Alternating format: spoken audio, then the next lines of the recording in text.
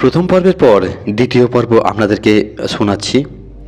এই হলো ঝানু ব্যবসায়ীদের সঙ্গে সাধারণ মানুষের তফাৎ। আমরা কি না কি টেনশানে মরি, ওনারা হিসাব করেন। কি আর করা যাবে, ত্রিশূলটা আমার তাঁবুতে এনে রাখলাম। অবাক কাণ্ড, সেই রাতের পর থেকে আর সেটা পাওয়া গেল না। যা এতদিন ঘটেনি তা ঘটে গেল।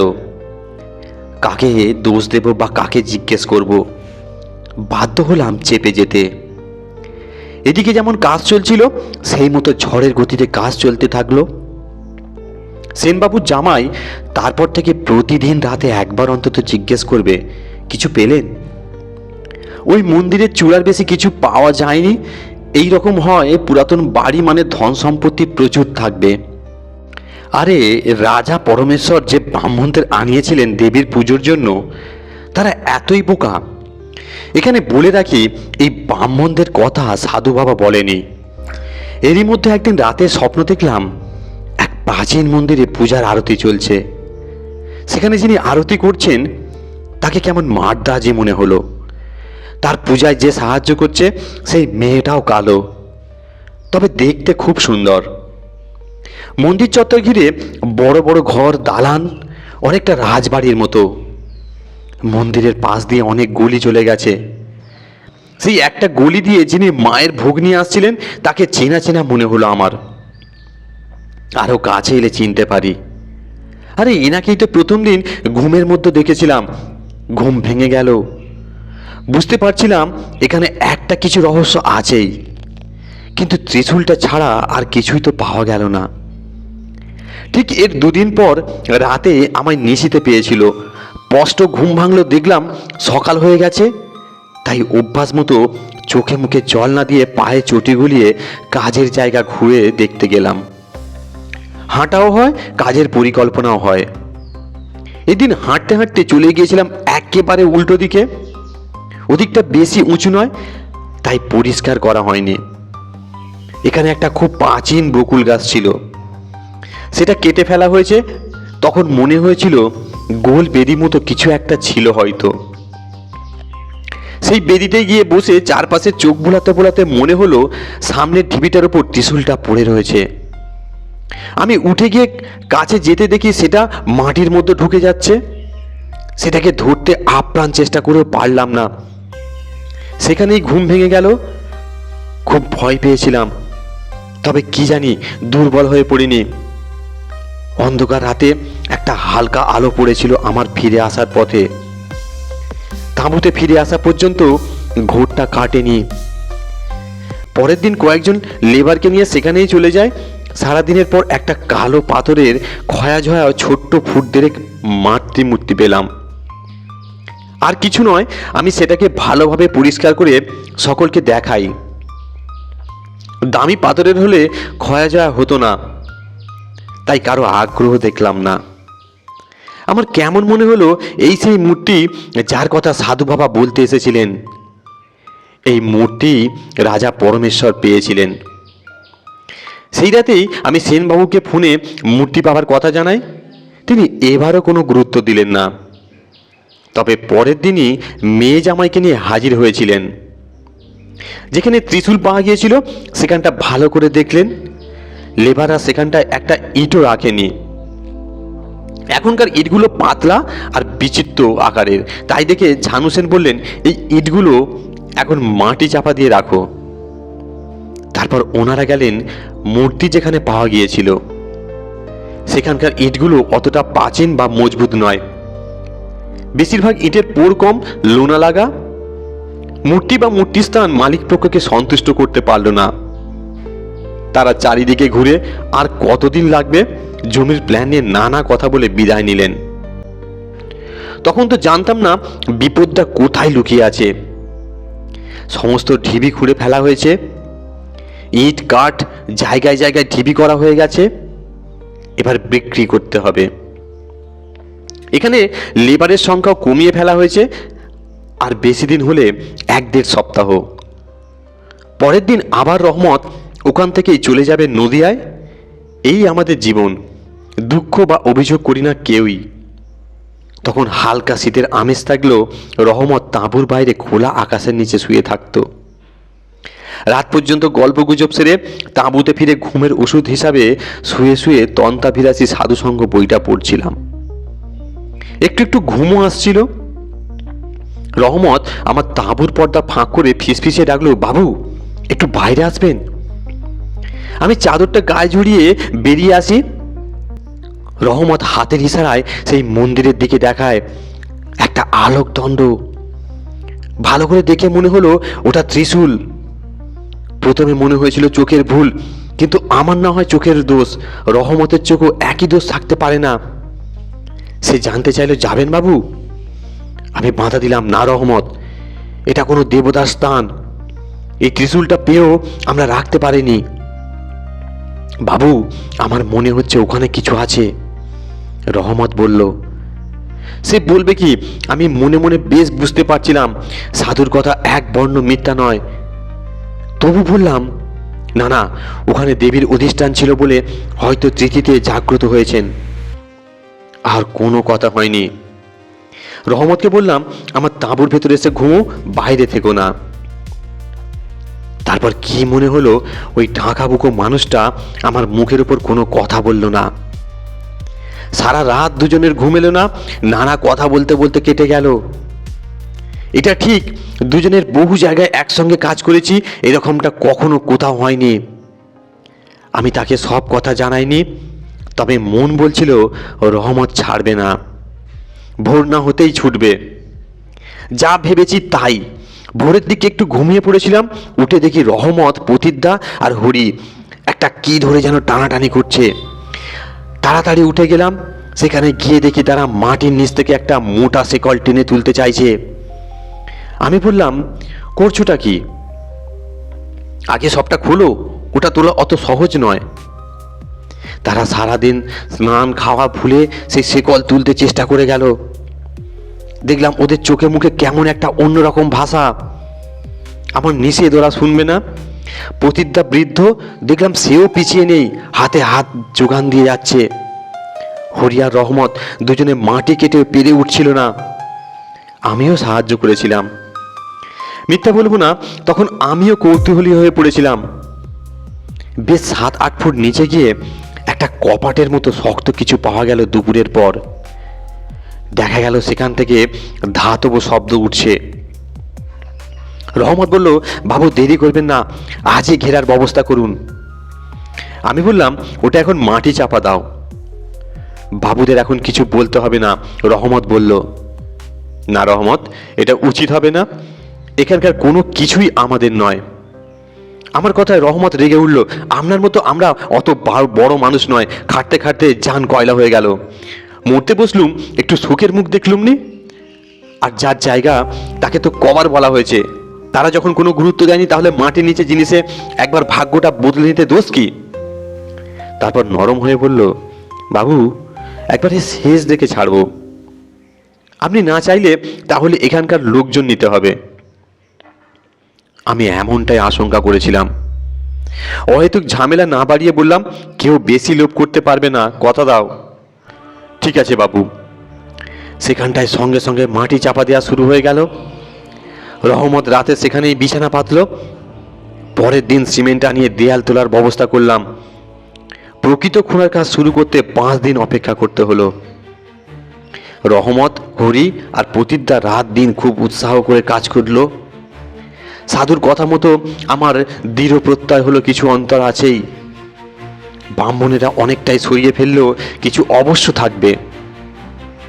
লোহার চেন লাগানো কপাটটা খুলতে 2 দিন লেগে গেল। এই কপাটটা ছিল আসলে নিচে নামার একটা দরজা। সেটা টেনে খুলে ফেলার পর একটা সিঁড়ি দেখা গেল। ঘন অন্ধকার, একটা ভ্যাপসা গুমট গন্ধ। আমি টর্চ আনলাম। মাটির তলায় এতদিন থাকার ফলে সিঁড়িটা স্যাঁতস্যাঁতে পিচ্ছিল। সন্তর্পণে নেমে দেখা গেল এপাশে ওপাশে 3টে ঘর। সেখানে পুরো লোহার দরজা। দরজার উপরে বিশেষ কিছুমাত্র চিহ্ন আঁকা। রহমত জানতে চাইল, কি করা হবে বাবু? কি আর করবে, সাইড দিয়ে দেয়াল ভেঙে ফেলো।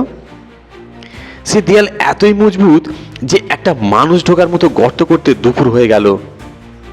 সেখানে প্রথমে রহমত ঢুকলো, তারপর হরি। ওরা বলল, বাবু, 3টে সিন্দুকের মতো কিছু রয়েছে দেখছি। আমি ভিতরে ঢুকলাম, টর্চ জেলে দেখলাম 3টে মাঝারি ধরনের সিন্দুক। 3টেরই ডালা সাধারণ বন্ধ করা। মনে হলো এটা নিয়মিত ব্যবহার করা হতো। একটাতে কিছু রূপোর মুদ্রা পাওয়া গেল, একটাতে কয়েকটা স্বর্ণ মুদ্রা, আর একটাতে কিছু গহনা। হতে পারে ঠাকুরের অলংকার। আমি বললাম, যা পেয়েছো 3জনে ভাগ করে নাও, আমি বাইরে যাই। রহমত বলল, বাবু, আমরা তো সকলেই খেটেছি, তা হোক, তোমরা পেলেই হবে। শোনো, এখনো বেলা আছে, আজই এগুলি সুবন্দোবস্ত করে আসতে হবে, আর বাড়ির কাউকে জানিয়ে আসতে ভুলো না। আমার মনে হয়েছিল মালিক খবর পেলে যা হবে, সরকার খবর পেলে তাই হবে। এই মানুষগুলো কিছু পাবে না। সরকারি খাতায় বা ইতিহাসের পাতায় এদের নাম কোনো দিন লেখা হবে না। এরা এত পরিশ্রম করলো, তার পুরস্কার এদের পাওয়া উচিত। অতীতের সব তথ্য জেনে ভবিষ্যতের কোনো লাভ নেই। জানি না সত্যি কোনো অপরাধ করলাম কিনা। ওরা ভাগ করে বেরিয়ে এলে আমি বললাম, ভোরেই চলে আসবে, তারপর সেনবাবুদের খবর দেব, কথার নড়চড় হয় না যেন। তারা আর দাঁড়ায়নি, যে যে অবস্থায় ছিল সেই অবস্থায় বেরিয়ে পড়ল। এই দরিদ্র মানুষগুলো সম্পদের অনন্ত পিপাসা যে কতখানি, সেই দৃশ্য না দেখলে বোঝা যাবে না। পোড়া বইমেলায় পোড়া বইয়ের ডাঁই থেকে বই বের করার সময় দেখেছিলাম প্লাস্টিক জ্যাকেটের তপ্ত আগুন তখন মালুম হচ্ছিল না। হাত ঢুকিয়ে বইয়ের খিদেতে মোটা মোটা দামি বই বের করছিলাম। কালিঝুলি মেখে পেটের মধ্যে বই নিয়ে এসেছিলাম। এদের চলে যাওয়া থেকে তখনকার কথা মনে পড়ল। কেমন একটা ভালো লাগছিল। অন্তত প্রকৃত প্রয়োজন আছে এমন 3জন তো উপকৃত হলো। সারা রাত না ঘুম না জাগা, কেমন এক আচ্ছন্নতার মধ্যে কেটে গেল। কি ভয়ঙ্কর টেনশন। ওরা যদি না ফেরে, লোভও হচ্ছিল। কি লাভ হলো সাধুর কথা শুনে? এই বিপুল সম্পত্তি আর একদিন পরে লুট হয়ে যাবে, অথচ আমাদের মতো গরিবরা এর সামান্য অংশ পেলে ধন্য হয়ে যেতাম। এভাবে কটা টাকার জন্য বনে জঙ্গলে পড়ে থাকতে হতো না। সাধু বাবা কেন এসে যে দেখা দিল, ভাবতে ভাবতে সামান্য একটু ত্রন্দা এসেছিল। ওইটুকুর মধ্যে সেই সৌম্যমূর্তি সাধুর আবির্ভাব। তিনি যেন কোনো এক পাহাড়ি নদীর মধ্যে একটা পাথরের উপর দাঁড়িয়ে আছেন। তার হাসি মুখ। বললেন, পালাসনি, সত্য, তোর মহা বিপদ, মাকে ডাক, মা তোর সহায়, পালাসনি, ভয়ঙ্কর বিপদ। বলতে বলতে সাধু মিলিয়ে গেলেন। দেখলাম পুরো দৃশ্যপট জুড়ে একটা ঘন রাক্ষসে অন্ধকারে গ্রাস, পাহাড়ি নদীতে অসংখ্য পচা গলা লাশ। সঙ্গে সঙ্গে ঘুম ভেঙে গেল। এ কিসের ইঙ্গিত? আমি কি পাগল হয়ে যাচ্ছি? টর্চটা নিয়ে বেরিয়ে পড়লাম। বাকি কুঠুরিগুলিতে কি আছে কে জানে। আমি আর ওদিকে যাব না। ভাবতে ভাবতে পায়চারি করে রাত কাটিয়ে দিলাম। সকালে চা করে খেয়ে স্নান সেরে নিয়ে পুজোয় বসলাম। কোনোদিন এভাবে নিজে থেকে ঠাকুরের সামনে বসেনি। আজ কেমন নিরুপায় হয়ে ঈশ্বরের সাহায্য নিলাম। শুনেছিলাম পূজা করলে মন ভালো হয়ে যায়। আসলে মাথার মধ্যে ঘুরপাক খাচ্ছিল। রহমতরা যদি না আসে, আমি কি কৈফিয়ত দেবো? যদিও ওদেরকে আমি ভালোভাবে বলেছিলাম, কিন্তু মানুষের মন তো, কোন দিকে বেঁকবে সে নিজেও জানে না। মন বলছিল এদিকে একটা কোনো ঝামেলা হবেই। সেনবাবুর জামায় ধুরন্ধর, সিন্ধুকের ডালা খোলা দেখেই সন্দেহ করবে। ওদের বলেছিলাম কিছু রেখে দিও। প্রতিজ্ঞা বলল, রাখলেও সন্দেহ করবে, না রাখলেও সন্দেহ করবে, তার থেকে না রাখাই ভালো। ভাবতে ভাবতে ঘুমিয়ে পড়েছিলাম নাকি জ্ঞান হারিয়েছিলাম কে জানে। বেলা 3টের সময় প্রতিজ্ঞা এসে অনেক ডাকাডাকি করে, চোখে মুখে জল দিয়ে জাগিয়ে তুলল। তাড়াতাড়ি রান্না বসিয়ে দিল। ওর ধারণা কাল থেকে না খাওয়ার ফলে আমি অসুস্থ হয়ে পড়েছি। মিনিট 30-এর মধ্যেই রহমত এসে গেল। সে আমার জন্য অনেক ফল ও খাবার এনেছিল। তার কাছ থেকে শুনলাম তার বিবির পরামর্শে সে 4 জায়গায় জিনিসগুলো রেখে আসতে গিয়ে দেরি করে ফেলল। তখন প্রতিদ্ধা বলল, আমি 2 জায়গায় রেখেছি, তবে একটা জায়গা কেউ জানে না। ঠাকুরের জিনিস, তাই ঠাকুর ঘরে রেখে এসেছি। সবশেষে এলো হরি। সে বলল তার বাড়িতে নিজের ঘর নেই, তাই শ্বশুর বাড়িতে রেখে আসতে গিয়েছিল। সেখান থেকে আসতে দেরি হয়ে গেল, শ্বশুর কিছুতেই ছাড়ল না। এবার আমি নিশ্চিন্ত ফোন করতে পারি। মনে আছে রহমত বলেছিল, বাবু জীবনে একটা দিন আগে প্রাণ ভরে আনন্দ করে নেই, বাজার হাট করি, চান খাওয়া দাওয়া সেরে খবর পাঠানো হবে। সত্যি সে রাতে রহমতের মনের মতো করে বাজার করেছিল। প্রতিদ্যা মন পান খুলে রান্না করলো। ওরা 3 জনে খুব মাল খেলো। বৃদ্ধ প্রতিদ্যা নিচ পর্যন্ত নেচেছিল। ওদের আনন্দ শেষ হলে ওরা মাটিতেই ঘুমিয়ে পড়ল। আমি রাতে ফোন করলাম। এবারও সেনবাবু কিছু বলবেন না, ফোনটা কেটে দিলেন। রাতে আরও অনেকবার ফোন করলাম, তিনি ধরলেন না। কি হলো কে জানে, আবার কাল চেষ্টা করে দেখব। তখনও পর্যন্ত জানতামই না সেটাই আমাদের শেষ একসঙ্গে খাওয়া। ভোর না হতে সেনবাবু এবং তার জামাই এসে হাজির। আমরা তখনও ঘুম থেকে উঠিনি। এসেই সেনবাবু আমাকে নিয়ে চলে গেলেন মন্দিরের নিচে। অনেকক্ষণ ভালো করে সিন্দুকগুলো পরীক্ষা করে দেখলেন। এগুলো কে খুলেছে? রহমত রায়। তুমি তখন কোথায় ছিলে? এখানেই। দরজা ভাঙার আগে তুমি ফোন করনি কেন? এই প্রশ্নটাই আশা করেছিলাম। বললাম, আগের বারে মূর্তি দেখে আপনারা কোনো গুরুত্ব দিলেন না, তাই। উনি টেনে আমার গালে এক থাপ্পড় মারলেন। রাস্কেল, এটা তোমার বাপের সম্পত্তি বলে গর্তের বাইরে চলে গেলেন। আমি অপমানে কেমন জ্ঞান শূন্য হতবাক হয়ে পড়েছিলাম, এতটা ভাবিনি। মা ছাড়া দ্বিতীয় কেউ আমার গায়ে হাত তুলতে পারেনি। সেখানে সেই বহুদিনের পাপপচিত দুর্গন্ধময় অন্ধকারে দাঁড়িয়ে রইলাম। এর থেকে সমস্ত লুট করে মাটি চাপা দিলে খুব কি বেশি অন্যায় হতো? কিছুক্ষণ পরেই রহমতদের নিয়ে সেখানে এসে হাজির হলো জামাই। যে হ্যাঁচাক জেলে কাজ করা হতো সেটা ওরা জ্বালিয়ে এনেছিল। জামাই এসে সিন্দুকগুলো দেখলো, তারপর রহমতকে বলল, পাশের ঘরটার দেয়াল ভাঙো, আমরা ওপারে আছি। বেরিয়ে আসার সময় আমাকে হাতের ইশারায় ডেকে নিল। বাইরে এসে ঘরটা দেখে বলল, এটা খুব বুদ্ধিমানের কাজ করেছেন। আপনার কি মনে হয় কিছু আছে? দেখুন, একটা ঘরে কিছু নেই মানে অন্যগুলোতে থাকবে না, এটা কোনো যুক্তি নেই। যদি না থাকতো তাহলে ঘরগুলো বন্ধ করা কেন? অপমানের জ্বালায় মাথা জ্বললেও আমি শান্তভাবে উত্তর দিলাম। সে পাল্টা প্রশ্ন করলো, তাহলে প্রথমটাতেও তো দরজা দেয়া ছিল, ওখানে কেন কিছু নেই সেটা বলা শক্ত।